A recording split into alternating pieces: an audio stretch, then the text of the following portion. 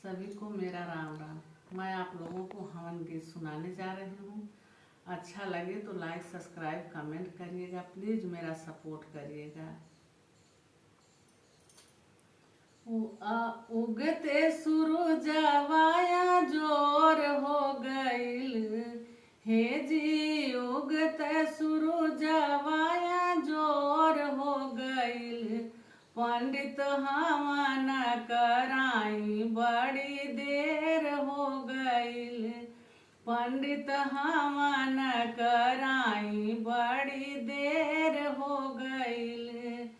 शंकर जी आए संग नंदी को लाए, शंकर जी आए संग नंदी को लाए। गौरा के आवते जोर हो गईल, हे जी गौरा के आवते जोर हो गईल। पंडित हवन कराई बड़ी देर हो गईल, पंडित हवन कराई बड़ी देर हो गईल।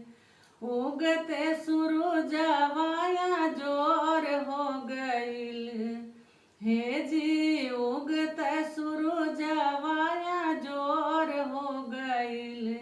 पंडित हवन कराई बड़ी देर हो गईल, पंडित हवन कराई बड़ी देर हो गईल। राम जी आए संग लक्ष्मण को लाए, राम जी आए संग लक्ष्मण को लाए। सीता के आवते जोर हो गईल, हे जी सीता के आवते जोर हो गईल। पंडित हवन कराई बड़ी देर हो गईल, पंडित हवन कराई बड़ी देर हो गईल।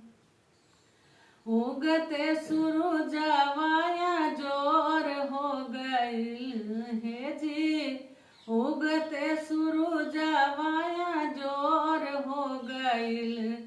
पंडित हवन कराई बड़ी देर हो गईल।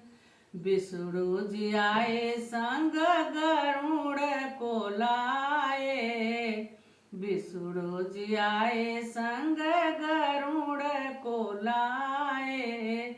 लक्ष्मी के आवते जोर हो गईल, हे जी लक्ष्मी के आवते जोर हो गईल।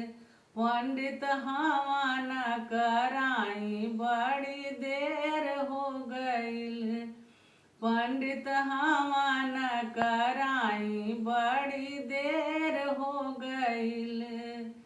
कृष्ण जी आए संग दाऊ को लाए, कृष्ण जी आए संग दाऊ को लाए। रुक्मिणी के आवते जोर हो गईल, हे जी रुक्मिणी के आवते जोर हो गईल। पंडित हवन कराई बड़ी देर हो गईल, पंडित हवन कराई बड़ी देर हो गईल।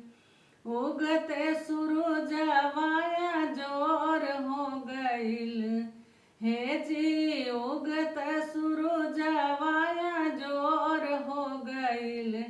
पंडित हवन कराई बड़ी देर हो गईल, पंडित हवन कराई बड़ी देर हो गईल।